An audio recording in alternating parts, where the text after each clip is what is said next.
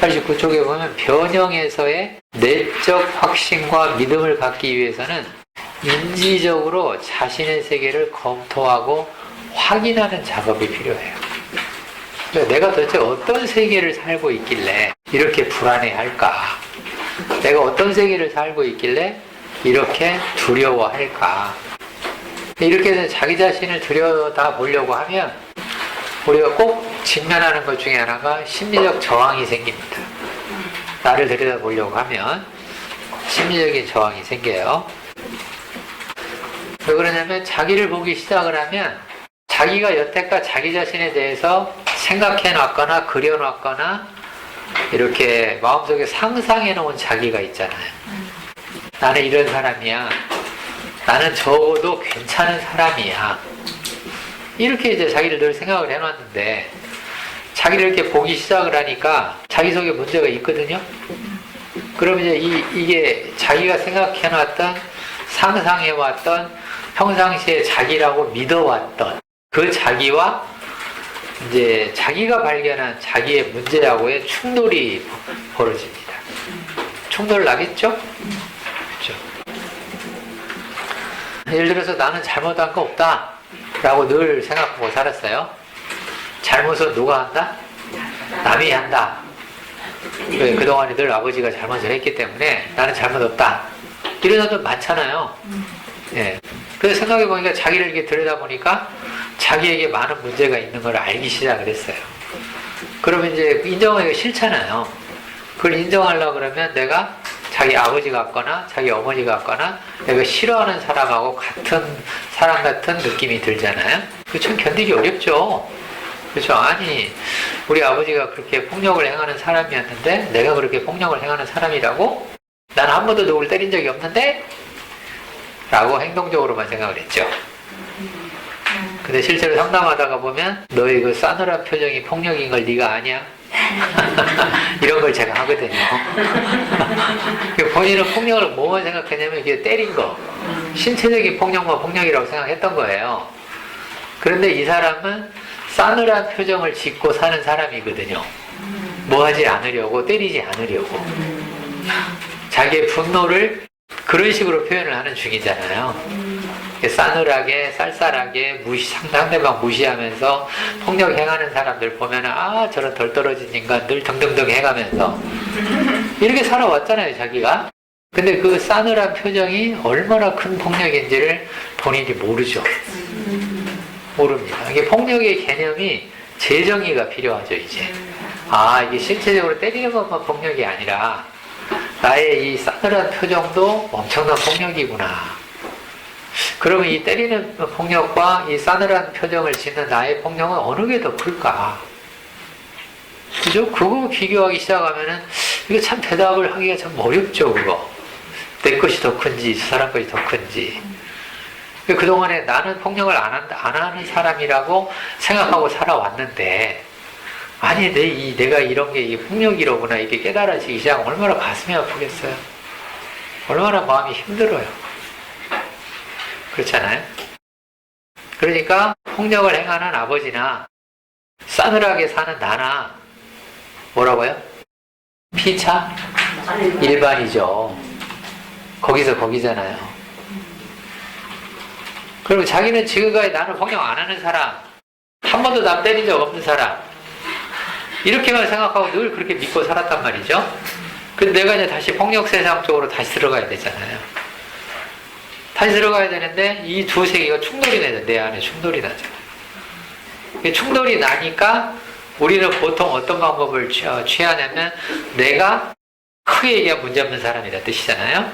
문제없는 사람이라고 나를 그렇게 생각하기 위해서 이런 사람들을 피하거나 그런 사람들을 째려만 보거나 이렇게 되는 거예요. 이렇게 살아왔던 거죠. 그렇게.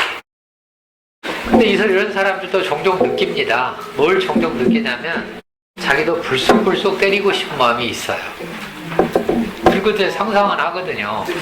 저걸 확 그냥 이런 마음이 들죠. 들어도 때리지는 않죠. 왜? 자기 아버지하고 똑같아지니까. 그렇지만 속에서는 저걸 확 그냥 이렇게 되죠.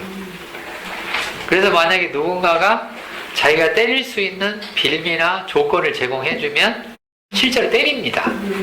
때려놓고 뭐라고 얘기하냐면 저 사람이 충분히 그런 조건을 제공했기 때문에 내가 때린 거는 잘못이 없다라고 생각을 해요. 이렇게 또 합리화를 시켜요. 이게 이제 대체로 어떤 경우냐면 구원자 주제하고 다 연결되거든요. 이런 게. 그러니까 이제 윗사람이 폭력을 이제 행한다. 그러면 이 사람이 폭력을 못하게 하기 위해서 내가 이 사람을 때려요. 그래놓고 이 사람이 폭력을 행했으니까 내가 때리는 건 정당방위다 이렇게 생각합니다. 이거는 폭력이고 나는 정당방위예요. 때린 건 똑같잖아요. 그죠? 이유가 다를 뿐이지. 그게 지금 수용이 되시나요 혹시? 수용돼요? 수용 안 되시는 분들은 여전히 있을 겁니다. 아니 이유가 다르니까 우리는 이걸 폭력이라고 안 하고 정당방위라고 하는 건데 그걸 왜 또 폭력이라고 얘기하냐? 그죠? 물론 이 세상에서는 그걸 정당방위라고 얘기를 해요. 왜 정당방위라고 얘기하냐면 법적 처벌의 문제 때문에 그렇게 합니다. 근데 우리는 지금 법적 처벌을 우리가 다루는 영역이 아니잖아요. 우리 상담은 내가 상대를 때렸냐 안 때렸냐에 관한 얘기지 이게 법적으로 저촉이 되냐 저촉이 안 되냐의 주제를 다루는 게 아니잖아요. 그러니까 법적으로 저촉되냐 안 되냐를 다루기 위해서 하나는 폭력이고 하나는 정당방위라고 얘기를 하는 거지. 때린 거는 뭐 한 거예요? 똑같은 거잖아요. 우리 입장에서 보면 그렇잖아요. 이유만 다를 뿐이죠. 나는 이 사람을 보호하기 위해서 때렸다 이렇게 얘기를 하죠. 그럼 이 사람은 뭐라고 하냐? 이 사람이 나를 무시해서 때렸다고 그럴 거 아니에요. 그죠? 이유만 다르잖아요. 다르게 때린 거는 똑같잖아요. 그래서 내가 때린 거는 이제 정당방위니까 나는 여전히 문제없는 사람, 나는 해를 안 끼치는 사람, 나는 안 때린 사람 이렇게 자기를 합리화 하잖아요 우리가. 그래서 나는 여전히 문제없는 사람이라고 내 자신을 자꾸 그렇게 만들어 놓죠. 근데 그렇게 이제 우리가 우리 자신을 자꾸 보기 시작을 하면 내 안에서 많은 변화가 필요한 거죠. 많은 변화가 필요해요. 그러니까 이런 사람들이 결국은 계속 마음이 불안해지죠. 내가 째려만 보고 안 때렸거나 정당방위라고 생각을 할 수는 있지만 내 마음에 있는 불안과 두려움을 지울 길은 없어요. 근데 우리의 주제는 법적으로 이게 정당방위냐 아니면 이게 폭력이냐의 주제가 아니고 내 안에 불안과 두려움의 주제잖아요. 이게. 그게 주제입니다. 그걸 헷갈리시면 안 돼요. 그걸 혼동하시면 안 돼요. 그런데 정당방위로 이렇게 때려는 사람인데 왜 마음이 불안과 두렵고? 생각해봐서 내가 정당방위로 때렸다 하더라도 내 속에서는 언제나 누가 뭐 이렇게 조건만 제공해주면 나는 뭐 할 가능성이 있어요? 때릴 가능성이 있잖아요. 그러니까 내 속에서는 불안하죠. 안 때리려고 하니까? 네. 난 따고 때리는 마음이 있는데, 쉽게 분노가 있는데, 화가 있잖아요, 내 속에. 화가 있는데 그 화를 내가 잡고 있는 중이잖아요. 그러면 내 속에서 당연히 불안이 생기죠. 그래서 분노와 불안이 동시에 드는 사람들이 굉장히 많습니다. 심리치료 쪽에서 보면 접수됐어요? 화가 나는데 화풀이를 안 하려고 하다 보면 불안해집니다. 이럴 때는 화를 먼저 다루는 게 아니라 불안부터 다뤄야 돼요. 이거 화를 먼저 다루면 이 불안 때문에 잘 안 다뤄집니다. 안 다뤄져요.